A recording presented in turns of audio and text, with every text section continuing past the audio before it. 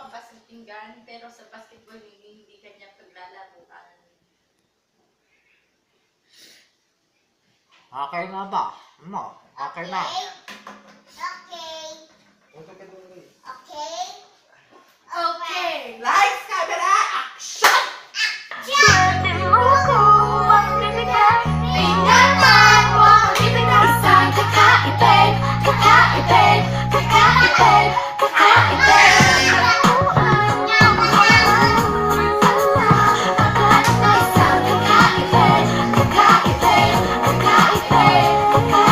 Hindi walang ate, prende lang siya lagi. Pagkakasundo ng puso't utak nyo ay grabe. Kayang sumabay sa trip ng inyong tropa. Siya payatang makapagtala sa'yo sa dota. Di ka pahihirapan pa akyatin ng ligaw kahit ang kaya mong ipakain na nga isa. Huwag kang magkakamali na pag-isipan siya ng cheat. Wala lang talaga kasi sa kanya kumanggi. Marunong maglaba kahit wala sa itsura. Di na niya rin kailangan pa pangustura. At kahit na kanino mo dali nagpakilala na GGB ang lahat sa galing niya makisama. Di na nakala, di na mumulis ng cellphone yan. Pero magloko ka lang, lagot at mapipektusan. Oo, magaling siya makipagbiruan, pero ang puso mo'y hindi paglalaroan. Swerte mo magbibigay. Ingatan mo magbibigay. Sa kakaibig, kakaibig, kakaibig, kakaibig. Tagpuan, mapagkawalan. Minsan lang makahanap ng isang kakaibig, kakaibig, kakaibig, kakaibig. Simple lang pumama pero swabe ang dating. Sa lahat yata ng bagay hanap grabe ang galing. Check na hindi makabasag tinggan, pero sa basketball tambak hindi ka papagbigyan.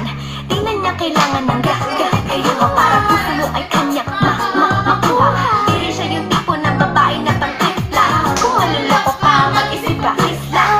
Ang kaya niya sa pa, para makatumpak ka ng silang lahat. Okay lang yan ba? Siguro kulang ka sa talino kung sa kanya'y di tapat. Na madali siyang palitan at papatunay ito na kailangan ng tabasan mga sumay mo. Kundi hindi siya nararapat sa buhay mo. Swerte mo magbibigay. Ingatan mo pag-ibig na isang kakaibig, kakaibig, kakaibig, kakaibig. Tagpuan, mapagkawalan. Minsan lang makahanap ng isang kakaibig, kakaibig, kakaibig, kakaibig. Di mo siya maririnig, humingi ng tawad. Mararamdaman mo na lang at magugulat. Gagaan ng loob kaya siya ay walang katulad. Di siya yung babae na masasabing tipikal. Dahil mismo ang ugali at ganda sa